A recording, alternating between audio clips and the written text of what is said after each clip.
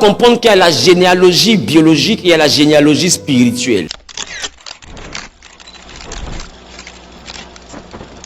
Psaume 119, le verset 1er. Les patriarches dressaient des pierres, non pour les adorer. Les patriarches dressaient des pierres. Quand on parle de patriarches, on parle de ceux qui ont vécu avant, d'accord? Des pères des différents peuples. Mais en ce qui nous concerne, étant fils adoptif d'Abraham, parce que la Bible, nous sommes des fils d'adoption, étant fils adoptif d'Abraham, notre patriarche devient Abraham. Il y a des personnes qui disent, depuis quand quelqu'un ne t'a pas mis au monde, et puis vous êtes né noir, et puis vos ancêtres sont juifs. C'est incohérent. Tu dois comprendre, si tu es vraiment initié, comme tu dis être initié à l'africanisme, tu dois comprendre qu'il y a la généalogie biologique et il y a la généalogie spirituelle. Voilà pourquoi celui-là même qui initie un élève au fétichisme n'est pas forcément son consanguin, mais est son mentor. Donc de ce fait-là, spirituellement, ce disciple-là devient la lignée du mentorat de ce féticheur. De sorte que après ce féticheur viendra ce disciple. Même s'il n'est pas de sa famille, il devient son fils d'adoption. Donc ces esprits vont pas reconnaître ses enfants, ces esprits vont reconnaître l'initié qu'il a présenté. Voilà pourquoi Josué était capable de remplacer Moïse, bien que n'étant pas de la même famille. Donc il faut comprendre que si nous sommes fils d'Abraham, ce n'est pas de façon biologique. On est d'accord que nous sommes des Ahui. Nous sommes d'accord que nous sommes des Digbé. Dans le sang, ce sont des Digbé. Voilà pourquoi la nouvelle naissance ne concerne pas notre sang. On n'a jamais dit que notre sang a bougé, mais on dit nous sommes nés de Dieu, nous sommes nés en esprit. Donc c'est une adoption du côté spirituel. C'est une adoption initiatique qui fait de nous des Ivoiriens physiquement, mais spirituellement, mystiquement, nous appartenons plus à la lignée des Ivoiriens. Nous appartenons maintenant à l'alliance des Juifs. Et le Dieu